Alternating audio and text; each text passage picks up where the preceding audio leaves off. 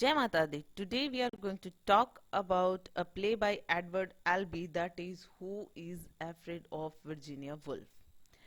इसकी जगह पे एक्चुअल में ये जो लाइन होती है वो ऐसे होती है, who is afraid of big bad wolf. But यहाँ पे वर्जीनिया वुल्फ को एज ए पन यहाँ पे यूज किया गया है बाय एडवर्ड एल्बी। और यहाँ पे जो इसमें जो प्ले की बात करेंगे हम, तो वो प्ले में जो कपल्स हैं वो बहुत ज़्यादा फ्रस्ट्रेटेड है, इमोशनली उनमें कॉन्फ्लिक्ट होता है, इमोशनली एंड साइकोलॉजिकल कॉन्फ्लिक्ट इसमें दिखाया गया है। This play was first staged in 1962। और इसमें जो जिस कपल की मैं बता रही हूँ वो मिडिल एज्ड कपल है, जो कि है Martha and George. And second couple भी है यहाँ पे जो है Nick and Honey. That means George जो हस्बैंड है, उनकी वाइफ मार्था जो हैं, ये जो जॉर्ज हैं ये एक कॉलेज में प्रोफेसर हैं हिस्ट्री के, और मार्था जो हैं वो इनकी वाइफ हैं। और इस कॉलेज के जो प्रेसिडेंट हैं जिनमें जॉर्ज पढ़ाते हैं वो उनकी बेटी है। ओके, सो होप आपको ये समझ में आ गया होगा कि जो मार्था है वो कॉलेज के प्रेसिडेंट की बेटी है, और उनके हस्बैंड जो जॉर्ज हैं वो उस कॉलेज के हिस्ट्री के प्रोफेसर हैं। और सेकंड जो कपल है वो निक एंड हनी। इसमें निक जो है एक नया प्रोफेसर आया है इनकी कॉलेज में बायोलॉजी डिपार्टमेंट से, और उनकी जो वाइफ है उनका नाम है हनी। काफ़ी मतलब जो कैरेक्टर्स हैं कम हैं, मेजर कैरेक्टर्स जो हैं, और आपको अच्छे से समझ में आ गए होंगे होप। इसमें जो मार्था और जॉर्ज जो हैं ये मिडिल एज्ड दिखाए गए हैं, मतलब अराउंड 50, 48, 50 टू 55। एंड यहाँ पे जो निक एंड हनी हैं ये अराउंड 30s हैं। सो जो मिडिल एज कपल है मार्था एंड जॉर्ज, इनमें काफ़ी फाइट होती है इस प्ले में। और इसके इनके घर पे ही ये जो निक एंड हनी जो दूसरा जो कपल है ये इनके घर पे आता है एज ए गेस्ट, और भी ज़्यादा इनका रिलेशनशिप जो है वो बिटर एंड फ्रस्ट्रेटेड हो जाता है। और इनमें इस तरीके की बातें होती हैं कि मतलब ये काफ़ी परेशान से लगते हैं। ये एक 3 एक्ट प्ले है जिसमें से हर एक्ट अलग अलग आपको बताया जाएगा। दैट मीन्स मैं आपको फर्स्ट एक्ट, सेकंड एक्ट और थर्ड एक्ट में क्या क्या होता है वो बताऊंगी। और हम शुरू करते हैं इसकी जो समरी है एक्ट 1 की, जिसका नाम है एक्ट 1 का नाम है फन एंड गेम्स। मतलब जब शुरू होता है ये प्ले, इसमें फन एंड गेम्स वगैरह चलते रहते हैं। जैसे कि जॉर्ज जो है वो एक प्रोफेसर है हिस्ट्री के, और उनकी वाइफ मार्था जो है वो उस कॉलेज के प्रेसिडेंट की बेटी है जहाँ पे जॉर्ज पढ़ाते हैं। अब ये दोनों जो हस्बैंड वाइफ हैं ये एक जो वहाँ पे फैकल्टी पार्टी होती है वहाँ से ये वापस आते हैं, और मार्था जो है वो ये बताती है अपने हस्बैंड को कि मैंने किस तरीके से एक यंग कपल को बुलाया। एक्चुअली वो एकदम से पूरा एलेबरेट नहीं करती है कि वो उसने जिक और निक एंड हनी को बुलाया है, बट वो बताती है कि मैंने एक यंग मैरिड कपल को बुलाया और मेरे पापा चाहते हैं कि उसको हम अच्छे से ट्रीट करें। वो अपने हस्बैंड को ये सब कुछ बताती है। और उसके बाद में जैसे ही वो आते हैं, निक एंड हनी जो सेकंड कपल है यहाँ पे, वो आते हैं, वो चारों मिलके काफ़ी सारी ड्रिंक करते हैं। और इसमें दिखाया जाता है कि मार्था और जॉर्ज का किस तरीके से एक दूसरे को वर्बल अब्यूज़ करते हैं, किस तरीके की बातें करते हैं, जैसे एक दूसरे को लाइक ही नहीं करते हैं। और इस तरीके की बातें देखकर निक और हनी जो हैं काफ़ी एम्बैरस फील करते हैं।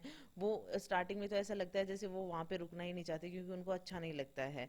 लेकिन फिर वो वहाँ पे बैठे रहते हैं, और फिर वो एक इस तरीके से काफ़ी ज़्यादा ड्रिंक करते हैं। तो हनी काफ़ी ज़्यादा ड्रिंक कर लेती है, तो वो वॉशरूम यूज़ करना चाहती है, तो वो उसको उसके साथ में मार्था जाती है। और वहाँ पर मार्था जो है वो हनी को बता देती है कि उसके एक बेटा है, और जो कि जिसका बर्थडे कल है, और वो आएगा उन्हें विजिट करने के लिए। इस तरीके की बातें जो हैं वो मार्था हनी को बताती है।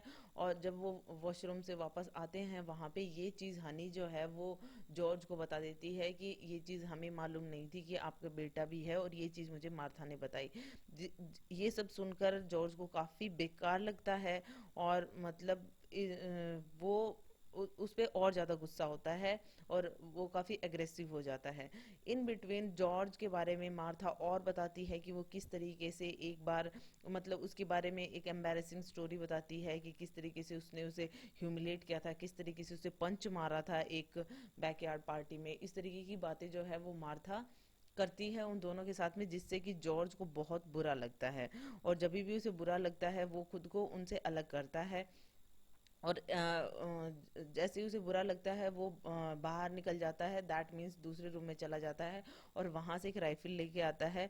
वो राइफल को जब उस पे शूट करता है मार्था पे, तो उसमें से एक अम्ब्रेला ओपन कर होता है, तो जिससे कि ये जो एक्ट है ये काफ़ी फ़नी सा हो जाता है। फन एंड गेम्स इसका नाम शायद इसीलिए है क्योंकि इसमें मतलब जब वो शूट करना जाता है तो बुलेट की जगह पे उसमें से एक अम्ब्रेला निकलता है और वहाँ का जो माहौल है वो थोड़ा सा नॉर्मल सा हो जाता है।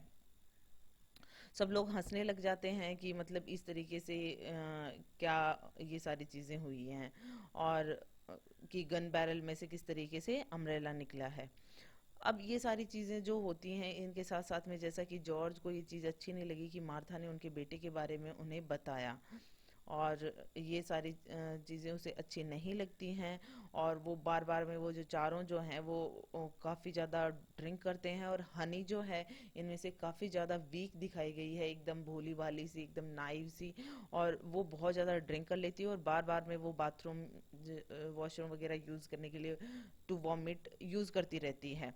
और फिर क्या होता है कि जॉर्ज जो है वो रूम में रहता है और अगेन जो है हनी जो है वो वॉमिट करने के लिए चली जाती है और बाकी रूम में होते हैं। यहाँ पे एक्ट टू में क्या होता है, एक्ट टू का नाम होता है वॉल्परगिस स्नैच। दैट मीन्स एक वॉल्परगिस एक यूरोपियन नाइट, दैट मीन्स वॉल्परगिस एक चर्च, आप ये कह सकते हो कि या इस प्ले में ये जो है ये काफ़ी यूज़ किया गया है, एक यूरोपियन फेस्टिवल के तौर पे यूज़ किया गया है। वॉल्परगिस नाइट, इसमें नैच लिखा हुआ है लेकिन वॉल्परगिस नाइट के नाम से ये एक्ट टू है एक्चुअल में। तो इसमें क्या होता है कि जैसे ही निक जो है वो देखता है कि जॉर्ज अकेला है, क्योंकि वो वहां से चली गई है हनी जो है, तो वो उन दोनों में बात होती है जॉर्ज और निक में, और वो एक दूसरे की वाइफ्स की बातें करते हैं। मतलब जैसे कि निक ये बताता है कि उसने शादी इससे क्यों की है, दैट मीन्स हनी से शादी क्यों की है, क्योंकि हनी जो है उसको गलत प्रेगनेंसी के बारे में बताती है कि उससे शादी करने के लिए हनी ने झूठ बोला था कि वो प्रेग्नेंट है, लेकिन एक्चुअल में प्रेग्नेंट नहीं होती है, लेकिन डर के मारे निक ने उससे शादी कर ली थी। इस तरीके की बातें वो बताते हैं। इसी तरीके से जो जॉर्ज है वो निक को बताता है एक स्टोरी, मे बी वो खुद की है या किसी और की, गॉड नोज, बट वो एक स्टोरी बताता है एक लड़के की, जिसमें कि वो है ना एक काफ़ी छोटे से बार में जाता है अपने बोर्डिंग स्कूल क्लासमेट्स के साथ में, और फिर वहाँ पे वो बताता है कि वो जो बच्चा है वो एक्सीडेंटली अपनी मदर को शूट कर देता है और मार देता है, और इसी तरीके से अपने फादर को भी जस्ट एक पोर्क्यूपाइन, दैट मीन्स जिसे हम कहते हैं ना, पोर्क्यूपाइन एक एनिमल होता है जिसपे काफ़ी लंबी लंबी जैसे सुइयां जैसे होते हैं, तो आपने देखा होगा वो, तो पोर्क्यूपाइन जो है उसको बचाने के लिए रोड पे पोर्क्यूपाइन उसको नजर आ जाता है, और उसने इस तरीके से गाड़ी को घुमाया कि एक्सीडेंटली उसने अपने फादर को भी मार दिया। इस तरीके की चीजें वो जॉर्ज जो है वो निक को बताता है। और मे बी वो किसकी स्टोरी बता रहा है वो नहीं बताया गया यहाँ पे, कि मतलब जस्ट ए बॉय, और उसके बाद में उस बॉय को असाइलम भेज दिया गया और वहां पे वो इस कि उसकी लाइफ हो गई एकदम म्यूट हो गया वो। तो इस तरीके से वो दोनों एक दूसरे से बातें करते हैं जॉर्ज एंड निक, और बच्चों के बारे में भी डिस्कस करते हैं कि मतलब जिस तरीके से कि फर्स्ट ऑफ ऑल जॉर्ज और मार्था ने छुपाया था कि उनका एक बेटा है, और जॉर्ज भी उनसे पूछता है निक से कि क्या तुम्हारे कोई बच्चा है, और इस तरीके की बातें पूछता है। तो ये जैसे ही चीज़ें इन दोनों के बीच में कन्वर्जेशन चलती है, उसी टाइम पे मार्था और हनी वहाँ वहाँ पे वापस आ जाते हैं। सो हनी जो है वो म्यूजिक चलाने के लिए कहती है, और उसके बाद में जॉर्ज है वो डांस करने के लिए मना कर देता है, इसलिए मार्था और निक डांस करने लग जाते हैं, और मार्था जो है वो काफ़ी फ्लर्ट करने की कोशिश भी करती है निक के साथ में। तो ये दोनों साथ में डांस कर रहे होते हैं, और इस तरीके से मतलब देखने में वो बिल्कुल भी अच्छा नहीं लगता है। जॉर्ज जो है वो ऐसी चीज़ें देख के काफ़ी एम्बेरस फील करता है, और यहाँ पे जॉर्ज जो है वो एक नोवेल भी पब्लिश करना चाहता है, लेकिन अपने जो इस कॉलेज के प्रेसिडेंट जो हैं, जो मार्था के फादर हैं, वो उसको पब्लिश करने से मना कर देते हैं, और इस तरीके की चीज़ें भी सामने आती हैं। और अ, जैसे जैसे वो जो चीज़ें हैं वो रिवील होती जाती हैं, जिस तरीके से मार्था जो है वो जॉर्ज से बातें कर रही है इतने ज़्यादा एम्बैरेसिंग मैनर में, तो जॉर्ज को काफ़ी गुस्सा आ जाता है, और जॉर्ज जो है उन दोनों में काफ़ी लड़ाई हो जाती है, और उनको जो निक है वो अलग अलग करते हैं। दैट मीन्स कि जॉर्ज अटैक करता है जैसे मार्था पे, तो निक उन्हें सेपरेट करता है। सो जॉर्ज जो है अब सोचता है कि मतलब जस्ट टू स्पेंड टाइम वो गेम खेलता है, और चीज़ें इस तरीके से कि मतलब थोड़ी नॉर्मल हो जाएं, लेकिन सब लोग अल्कोहल कंज्यूम कर रहे हैं। और उसके बाद में जिस तरीके की चीज़ें सामने आती हैं, जैसे निक ने अपनी वाइफ के बारे में बताया, इसने अपनी वाइफ के बारे में बताया, इस तरीके की चीज़ें बताते हैं कि किस तरीके से उनकी वाइफ्स ने झूठ बोला है। फर्स्ट ऑफ ऑल तो निक ने बताया कि हनी ने किस तरीके से झूठ बोलकर उनसे शादी की। जॉर्ज यहाँ पे ये बताता है कि ये कॉलेज प्रेसिडेंट की बेटी थी, और ऑल दैट थिंग्स कि मार्था जो है वो सोचती थी कि जॉर्ज कुछ बड़ा करेगा। दैट मीन्स कि वो स्टेट डिपार्टमेंट के मतलब सीनियर पोस्ट पे होगा, और इन फ्यूचर वो प्रेसिडेंट बन जाएगा इस कॉलेज में, लेकिन ऐसा कुछ दिखता नहीं है जॉर्ज में उसको, मार्था को।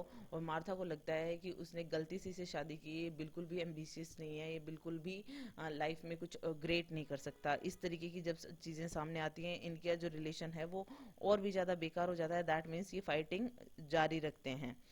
जो मार्था है वो निक को इस तरीके से फ्लर्ट करना चालू रखती है, और वहाँ पे जैसे वो फ्लर्ट करती है, वो चाहती है कि जॉर्ज उन्हें रोके और जॉर्ज को बुरा लगे, लेकिन जॉर्ज कुछ भी नहीं करता उसे रोकने के लिए, इसलिए वो निक के साथ में दूसरे रूम में चली जाती है ताकि जॉर्ज को गुस्सा आए। और जॉर्ज जो है वो कुछ कहता तो है नहीं है, लेकिन वो एकदम से अपनी बुक फेंक के मारता है, मतलब फेंक देता है अपनी बुक को, जस्ट टू शो कि उसे गुस्सा आ रहा है, लेकिन वो मार्था को कुछ नहीं कहता है।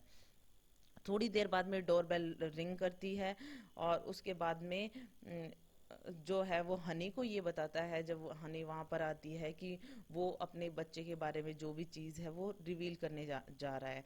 वो रिवील क्या करने जा रहा है, वो एक्ट 3 में ये रिवील करेगा। एक्ट 3 का नाम है द एक्सोर्सिज्म। दैट मीन्स कि इनका जो साइकोलॉजिकल और ये जो इमोशनल कॉन्फ्लिक्ट है, ये किस तरीके से एट द एंड कहाँ पे पहुँचता है। तो मार्था जो है यहाँ पे जब वापस आती है, और सबको चिल्ला के सबको इकट्ठा होने के लिए कहती है। दैट मीन्स इस प्ले में एब्सर्ड प्ले है, दैट मीन्स इसमें ऐसी हरकतें चलती रहती है जो क्लियरली समझ में नहीं आती कि ये क्यों कर रहे हैं। बट इसमें एक्ट 3 में जैसे ही मार्था वापस आती है लिविंग रूम में, और सबको बुलाती है वहाँ पे कि सब लोग कहाँ हैं या वहाँ पे आ जाएं, फिर निक भी वहाँ पे आ जाता है, डोरबेल बजती है, और जॉर्ज जो है वो आकर मार्था को बताता है कि उनका जो बेटा है जिसके बारे में मार्था बात कर रही थी वो मर चुका है। सो ये जो फाइनल जो चीज़ थी, ये जो फाइनल एक्ट 3 में ये जो चीज़ बचाई जाती है, इससे मार्था को बहुत बुरा लगता है, वो रोने लग जाती है, और बहुत ज़्यादा यहाँ पे वो चिल्लाती है, रोती है, और ये कहती है कि तुम्हें ये नहीं कहना चाहिए था। और वो प्रूफ भी मांगती है जॉर्ज से, लेकिन जॉर्ज ऐसे कहता है कि मेरे को जो टेलीग्राम आया था, दैट मीन्स जो डोरबेल बजी थी उसमें जो टेलीग्राम देने वाला आया था, उसने ये सब कुछ बताया है कि हमारा बेटा एक कार एक्सीडेंट में ख़त्म हो गया है। और उसके बाद में वो कहता है कि वो जो टेलीग्राम आया था, वो जो प्रूफ मांगती है मार्था, तो वो कहता है कि वो उसने खा लिया है, ही एट इट। सो वो मार्था को वो प्रूफ भी नहीं बताता है। बाद में जो नया कपल है उनको ये पता चलता है कि ये जो सारी सिचुएशन, ये जो सारी चीज़ें ये लोग जो कर रहे हैं, ये एक्चुअल में इल्यूजन है। दैट मीन्स उनके कोई एक्चुअल में बेटा था ही नहीं, और ये सब वो जानबूझ के कर रहे थे, just to comfort, just for comfort, कि मतलब अपनी लाइफ में वो इजीली जी सके, तो वो इल्यूजन में जीना चाहते हैं। जॉर्ज और मार्था के एक्चुअल में कोई बच्चा होता ही नहीं है, वो सिर्फ एक दूसरे से गेम खेलते रहते हैं। और बाद में जब मार्था ये कहती है कि तुम जॉर्ज को कि तुम्हें ये नहीं कहना चाहिए था कि हमारा बेटा मर गया है, तो जॉर्ज ने ये कहा कि तुमने गेम की, दैट मीन्स वो गेम खेल रहे थे, कि गेम की शर्त तुमने पहले तोड़ी थी, क्योंकि तुमने अपना प्रॉमिस तोड़ा, क्योंकि हमने गेम खेलने से पहले डिसाइड किया था कि हम अपने बेटे का जिक्र किसी के सामने नहीं करेंगे। बट तूने ये बात, मार्था ने ये बात हनी को कही थी, दैट मीन्स उसने रिवील कर दिया था, जबकि जॉर्ज ने रिवील करने से मना कर दिया था। तो उसने अपना प्रॉमिस तोड़ा, गेम की शर्त तोड़ी, दैट्स वाई जॉर्ज ने भी तोड़ दी और उनके सबके सामने ये कह दिया कि हमारा बेटा मर चुका है। एक्चुअल में ऐसा कुछ होता ही नहीं है, उसने ये रूल तोड़ा, दैट्स वाई वो उसने ये सब कुछ किया। सो यहाँ पे ये सारी चीज़ें समझने में निक को काफ़ी टाइम लग जाता है। बाद में निक को जब ये समझ में आया कि ये किस तरीके से गेम खेल रहे हैं, एक इल्यूजन लाइफ में जी रहे हैं, निक जो है वो हनी को वहाँ से ले जाना चाहता है और हनी भी रेडी हो जाती है, वो वहाँ से चले जाते हैं। सो यहाँ पे जो है इस तरीके से जो प्ले है, उसमें इस प्ले में बीच में वो स्टार्टिंग में जैसे कि जो मार्था ये गाती है who is afraid of Virginia Woolf, जबकि एक्चुअल लाइन है who is afraid of big bad wolf. So इसमें जो है एट द एंड भी वही चीज वापस से सिंग करता है जॉर्ज। अब जॉर्ज सिंगिंग कर रहा है who is afraid of Virginia wolf, और इस तरीके से वो गाता है धीरे धीरे, और मार्था कहती है कि I am George, I am, that means मैं डरती हूँ, is afraid of Virginia wolf. इस पे मार्था रिप्लाई करती है I am George, I am, मतलब काफ़ी वो वीक फील कर रही है, वीकली रिप्लाई कर रही है, क्योंकि उसको जब जॉर्ज ने कहा कि हमारा बेटा मर चुका है तो उसको काफ़ी बुरा लगता है। सो इसमें अगर हम देखें कि इस प्ले में बताया क्या है, इसमें एक्चुअल में रियलिटी और इल्यूजन बताया गया है, कि रियलिटी फेस ही नहीं करना चाहते जॉर्ज और मार्था जो हैं, वो इल्यूजन में जी रहे हैं, एक्चुअल में उनके कोई बच्चा नहीं है, फिर भी वो उस चीज़ को कंसीडर कर रहे हैं इस चीज़ के। और यहाँ पे जो ये मर्डर बताया था कि एक बॉय ने मर्डर किया एक्सीडेंटली अपने मदर एंड फादर का, यहाँ पे भी कुछ नहीं पता कि किसने किसका मर्डर किया है, और वो सिर्फ एक बॉय का नाम बताता है, एक्चुअल में वो अपनी बात कर रहा है किसी और की ये नहीं पता है। और साथ ही साथ में जो लाइफ है, मतलब किस तरीके से जो मॉडर्न सोसाइटी की लाइफ हो गई है, किस तरीके से इल्यूजन में जी रहे हैं, अगर इल्यूजन नहीं हो तो शायद वो जी ही नहीं पाए, इस तरीके की चीज़ें बताई गई हैं कि इल्यूजन उनके जिंदा रहने के लिए कितना ज़रूरी हो गया है, और इसके बिना वो कितना अधूरा फील करते हैं वो दोनों हस्बैंड वाइफ, इसलिए वो इस तरीके के गेम खेलते हैं, इस तरीके से उन्होंने ऐसा सोच रखा है कि उनके कोई बच्चा है, लेकिन एक्चुअल में होता नहीं है जैसा कि प्ले में बताया गया है। सो इस तरीके की चीज़ें जो हैं वो इसमें बताई गई हैं, और इसमें ये जो सॉन्ग है एक डिज्नी सॉन्ग जो है who is afraid of big bad wolf, उसकी जगह पे ये लोग सिंग कर रहे हैं who is afraid of Virginia Woolf. So it's all about it. Hope you like it. If you like it, please hit the thumbs up button. Please subscribe the channel. Put your views and suggestion in comment section. So thank you.